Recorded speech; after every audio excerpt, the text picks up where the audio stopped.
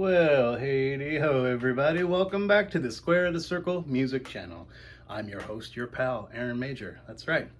Here in Western Oregon, we like to sit and spin records, even when it's 100 degrees outside, especially when it's 100 degrees outside. Everybody stay indoors.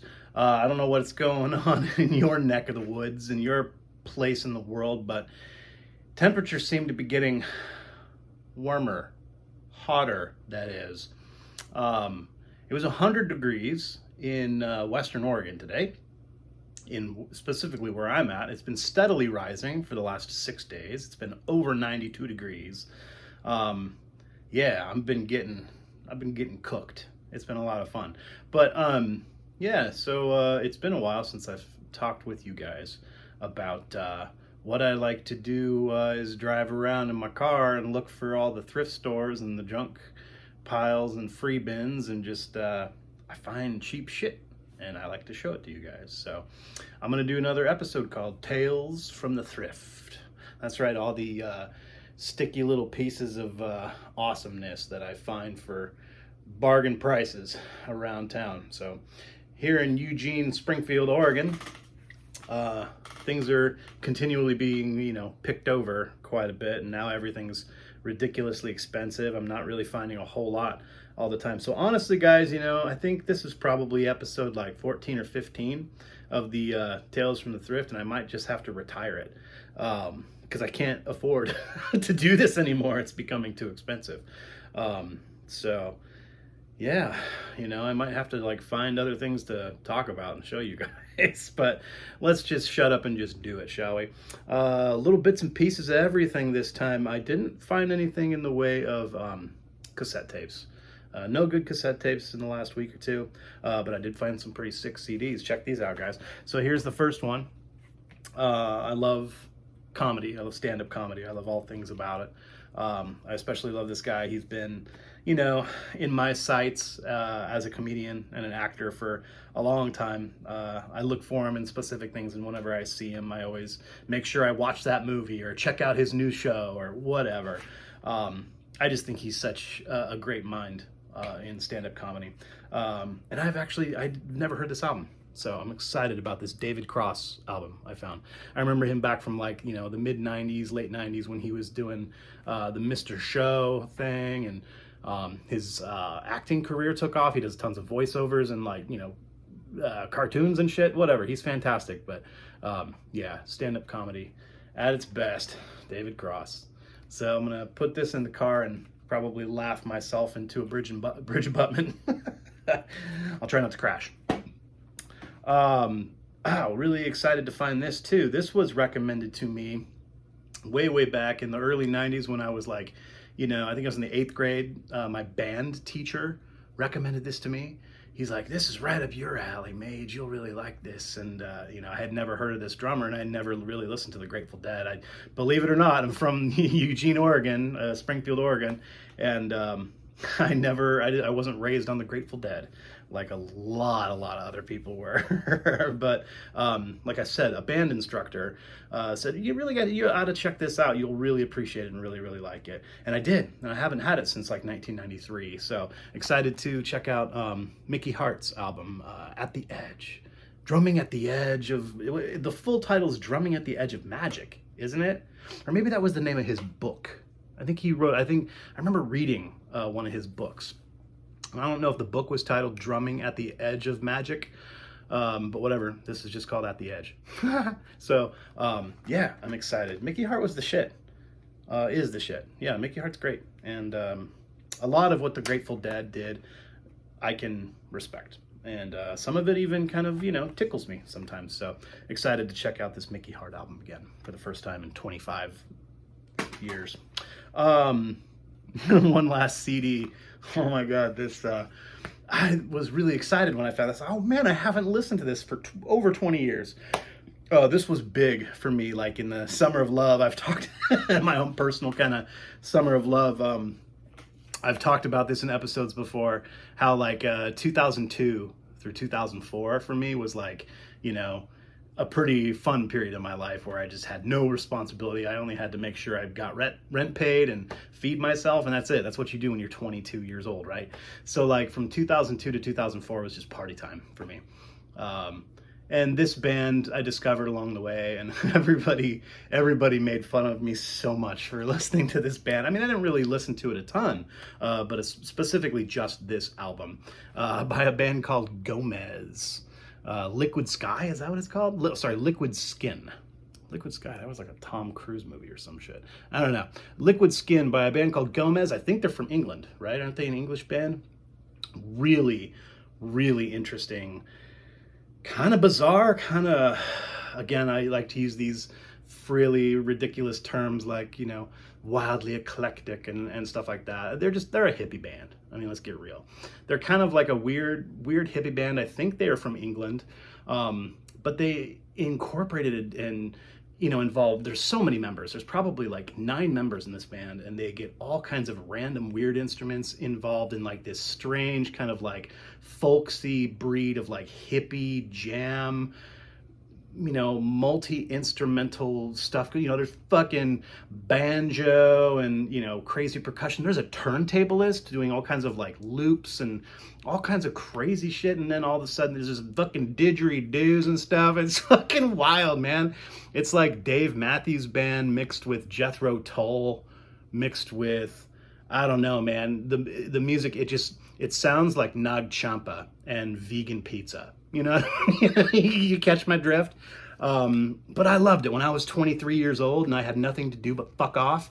Like, this was perfect music for me. I loved it. The first like 6-7 tracks on it are really fantastic. It's just, like I said, kind of wildly adventurous, really weird music. When did this come out? Like 2002? 2000? Oh, hell no. This came out in the 90s. Late 90s, 99. Yeah, I didn't catch wind until like 4 or 5 years later. But yeah, like I said, the first 5 or 6 songs on this are fantastic. My buddies used to make fun of me so much for listening to this. Oh, my buddy Nick, just like the parties on the island and shit. Like, it's just ridiculous hippie music. So yeah, dreadlocks to the beyond the horizon. Gomez, pretty fun band from the early aughts. So fun to walk down memory lane sometimes when you're going to the junk store and you can get these little pieces of awesomeness for $1 and $2.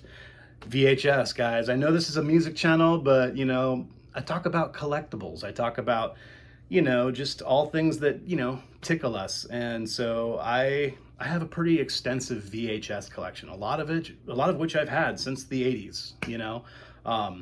And stuff that I've been carrying around with me, you know, like my first box sets that I got for Christmas when I was 15, you know, the Godfather trilogy and the Star Wars trilogy and whatever else, you know, the Stanley Kubrick collection of like 9 fucking movies, like all of that. I got all of that on VHS. So I always pick up VHS because they're $5 for $1 and you can find some great shit. I'm going to dive into, you know, Mrs. Doubtfire. I haven't seen this for 20 plus years. It always made me laugh. Robin Williams is a goddamn genius. He's a legend. An absolute legend, and no one will ever forget that he graced this planet with us. Probably the funniest fucking man to ever live. I still say, you know, the greatest comedian still alive is Steve Martin. But the funniest fucking man who ever lived and walked on this planet, who has, you know, since left us, sad tales, man, Robin Williams. Absolute genius. So yeah, I'm gonna get some fun out of that, and I'm also gonna get some fun out of this. I haven't seen this since it was released in 1998. This was a huge deal for me when I was 18 years old, 17, I think, maybe summer. Yeah, it was like summer of 97 this came out. Independence Day, ID4. It was such a big fucking deal to kids, you know, burgeoning on adulthood. You know, my cousin and I, we saw this like 4 times in the theater alone. Like he would come visit me during the summers and I'd go visit him. He lived up, you know, near Portland, in a small town called St. Helens. Anyway, I'd go visit him during the spring. He'd come visit me during the summer, and we'd just have a blast. And that summer, we went and saw this movie in the theaters probably fucking 4 times, maybe even 5 times. It's a great movie. Jeff Goldblum and Bill Pullman and everyone's fantastic in this movie. Everybody. So Classic. Gonna watch that. Okay, guys, don't make fun of me. I don't give a shit what you say. This is a fantastic movie. It's a really killer movie. I love everything about it. Yeah, it's a chick flick. Fuck you. Who cares? It's a magnificently written story. All of it. The underlying story, and the whole, I don't know. I love everything about it. I was kind of raised on movies like this. Really charming story. So I love fried green tomatoes. I'm gonna get into that pretty soon. This was the big one for me. This is really why I wanted to just show these to you guys, because I scored a copy of this. One of my favorite movies from my childhood, Romancing the Stone with Michael Douglas and what's her butt? Oh, Kathleen Turner. Oh my God, Kathleen Turner was so fucking sexy in this movie. Oh my God, she was awesome. Another one of those movies that just kind of like solidified my straightness as a child. It's just, I was in love with Kathleen Turner from this movie, and the whole story, just the lost in the Amazon jungle looking for a magic emerald. And I developed a really unnecessary, unhealthy fear of crocodiles and alligators from this movie when I was a kid. So yeah, dude's hand gets bitten off like by a crocodile like at the end of the movie, and like this big like horrific scene. Like I remember seeing that as like an 8-year-old kid, and I was just like fucking scarred from it. What a fantastic movie. Romancing the Stone, 1985 or something like that. Yeah, really fucking cool movie. So excited about those. All right, guys, thanks for hanging out with me. I'm probably sweating bullets just talking here. I had to turn off the AC while I do this video, otherwise you guys wouldn't be able to hear me talk. But I got to get this over quick so I can turn the AC back on. Ooh. All right, here's the LPs I scored, guys. Here's my records. These are, I got a pretty sweet chunk of stuff from the last week and a half, so I'll share it with you here. This just really intrigued me. It looked interesting. I've never heard anything about this guy. I really liked the cover art and just kind of the really like, kind of bold, dark silhouette of the guy's face. It's just called Inside Bugsy. Reading about it, a man named, what was it, Bugsy Maurer? Something like that. Bugsy Maw, multi-instrumentalist, kind of a pop artist. I'm assuming from like the late 50s, early 60s, but his career continued out throughout the 70s and whatnot. This was like a early 70s release. But yeah, Inside Bugsy. I think he played, like I said, multi-instrumentalist, probably a lot of piano, but pop sensible, kind of like, I'm thinking R&B. Said, similar to crooner Rudy Valley. And they compare him to other names of like, British pop stars that were coming up in the 60s, Steve Winwood, Eric Clapton, Arthur Brown. So, yeah, I don't know. It just looked really interesting on the Dot label, and yeah. Give it a spin. It's super clean. I'm sure I will find some interest in it. So that's one to look forward to. Another one that I am entirely unfamiliar with and looked interesting. For some reason, I love to instinctively like just buy shit that cracks me up when I look at it. Even like guys in the 70s looked hilarious to me. And yeah, this looks like some fun, like early 70s hippie dippy shit. What is it? Batdorf and Rodney. Life is you.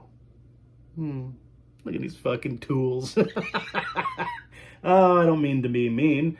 Yeah, style was just interesting. 70s hair. Everyone in their lovely, lovely hair. Looks interesting. Life is you. I'm assuming probably just like some folk rock. You know what I mean? Early 70s folk rock.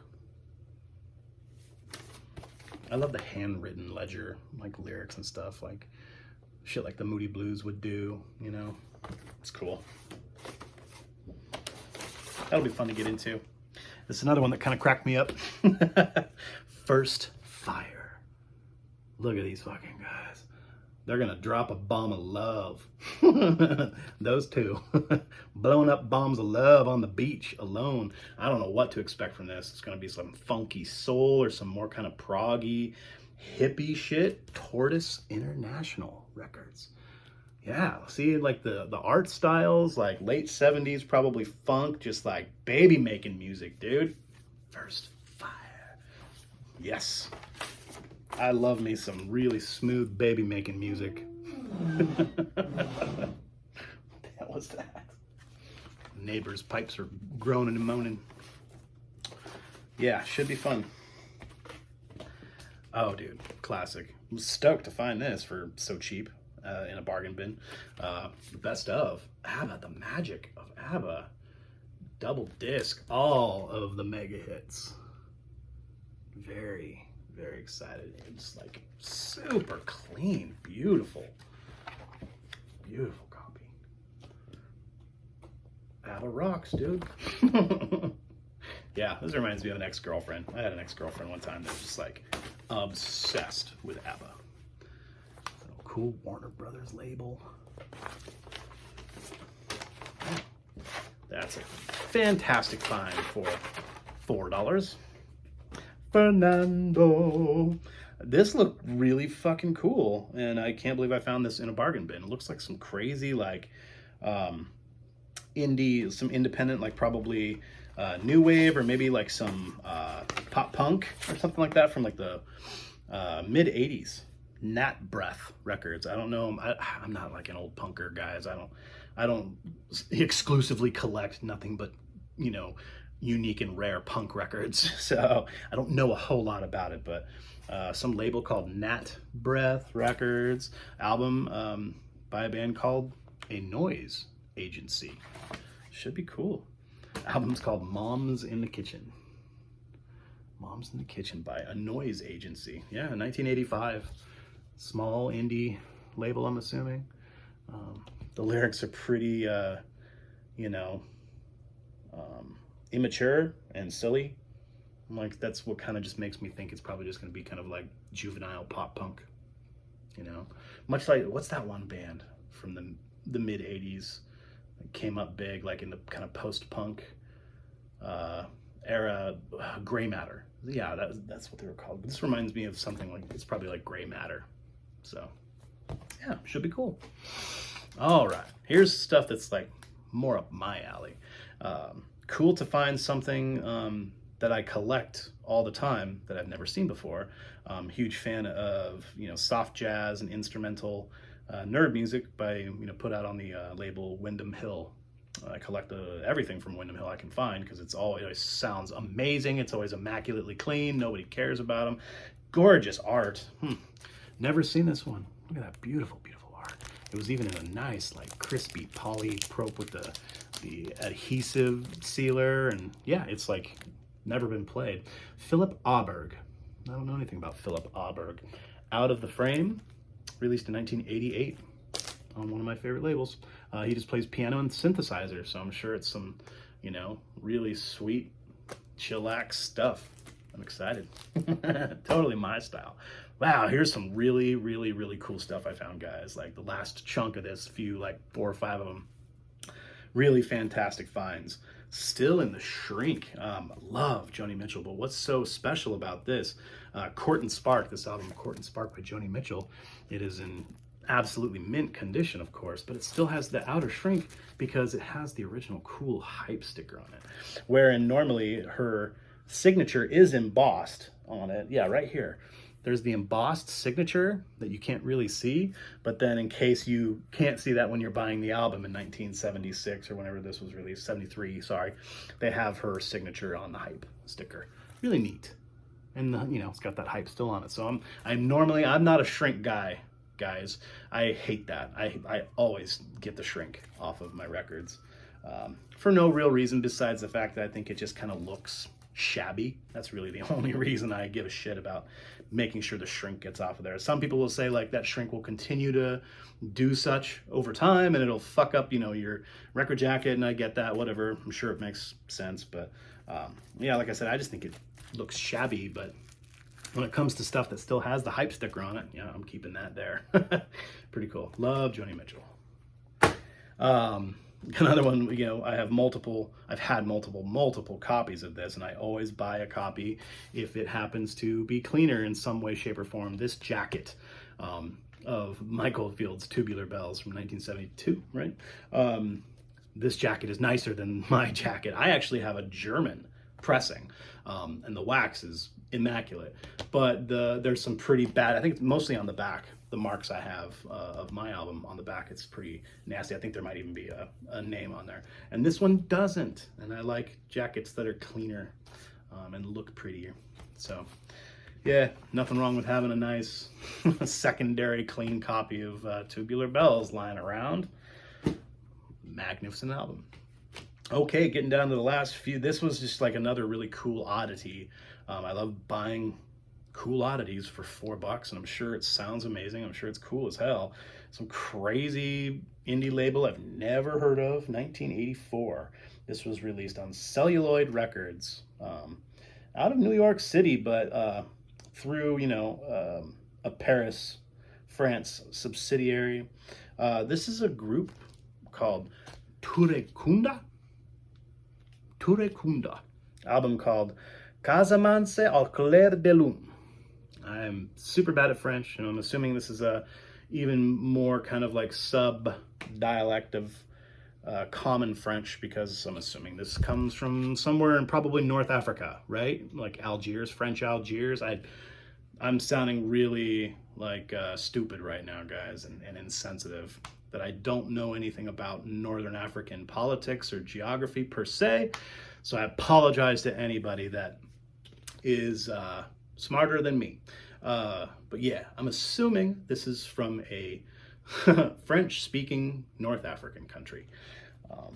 Yeah, all interesting, you know, French song titles. Everything on the back is in French. I don't know who plays what or what's going on. Besides, there's lots of vocals and percussion and guitar, and then other instruments that I don't know what they are. Yeah, guimbre and cithara. Interesting stuff.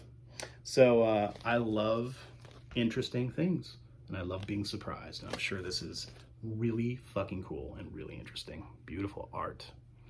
Turekunda. Should be cool. Oh boy, yeah, this was neat. And I don't know anything about Graham Parker, so I'm sure all you guys are going to educate me in the comments. But I know I've seen this around for years and years and years and never bothered picking it up because I don't, like I said, it's not really something that intrigued me per se. But, you know, when you see the Gem, you know, imports sticker still on it, and then you see the Vertigo label, you're like, now what now? What the hell is this? Parkerilla, it's called. I'm sure it's cool. It's probably like, what is it? It's just like kind of new wave, post-punk stuff. I don't know anything about it, so I'm excited to dig into it. Really fucking cool. The Parkerilla on the Vertigo label. Such a cool label. Isn't that some Roger Dean artwork right there? It's got to be. That definitely looks like Roger Dean art. There was a lot of copycats. A lot of Roger Dean copycats in the late 70s. But yeah, super cool find. Excited to get intimate with this. Like I said, don't know anything about Graham Parker, so, but I know that this is a very classic album. But some kind of Wolfman thing going on. Pretty interesting. Cool. Another really oddball one. Never seen it. Don't know anything about it. Anything from that middle period of like, you know, 85 to 95. It's a mixed bag of what it could be. I really have no idea. It looks like it could probably be some, you know, post-punk, maybe new wave. Yet again, it could be more like kind of alt rock, maybe more closer to kind of like some shoegazy kind of stuff. 1991 on a small indie label called Principal Records. A band called Kale. Yeah. Album looks like it's called Shambles. The album Shambles by Kale. Looks really intriguing. Looks really cool. So, really excited to put this on the platter. Give it a spin. Give it a whirl. Super cool. I love these fascinating indie bands that I just know absolutely nothing about. All right, this is the end of it, guys. Thanks for hanging out with me tonight. Once again, you know, go visit me on the Instagram. Say what's up. I'm Square the Circle Records on Instagram. And yeah, you guys drink lots of water. Take care of yourselves. Going through this hot summer. Here's a hit that a lot of you might kind of cock your head sideways and look at me funny because I've said some unsavory things about this album in the past. I do this a lot. I contradict myself to a certain degree. I suppose you could say I just have like these wild opinions that just kind of like overtake me sometimes, and I spout off some shit and I let it kind of bounce around the walls and like kind of echo around in my head, and I'm like, okay, I guess that could be construed as being like mildly insensitive or even kind of like, you know, objectively kind of shitty. But I don't know. I'm not going to renege on anything I've ever said about this album because I still think it's fucking dorky as hell. And I don't understand why people praise it as being a prog rock classic. But when you find a copy of it that's mildly smashed at a records, you're at a, you know, bargain bin for $4, and it's like, okay, I'll have that in my collection and I'll give it another spin through and kind of try to give it another shot and see if I really like it at all. And then it'll still be that album to me where there's really only like 1 or 2 tracks that I think are worth a shit. The rest of it I think is just kind of hokey garbage. So I found a $4 copy of Rush's 2112. It's just got a tiny bit of like a tear down here. Maybe it was probably once some like water damage that dried up, and it's like no big deal. It's in great shape. So whatever. Now I've got this in my collection again. I've had this many, many times. I talk mountains of shit sometimes for no real reason. Besides the fact that, like I said, this is just kind of hokey. I just, you know, I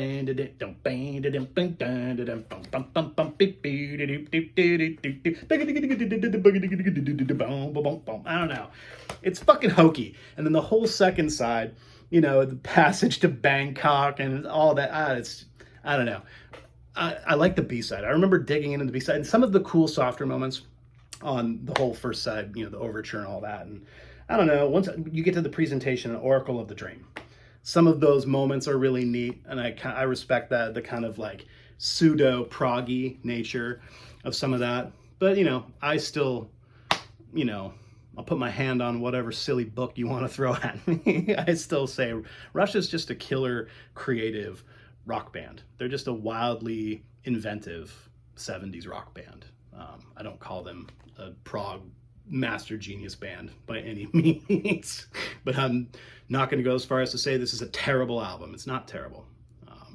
And for like a, you know, call me a hypocrite, for $4, whatever, I'll definitely buy this. So in decent condition. All right, boys and girls and everyone in between. Thanks again for joining me on the Square the Circle Music Channel. I'm your host and pal, Aaron Major from Western Oregon, signing off. Peace in the crease. Be good to each other. And all that stuff. Goodbye.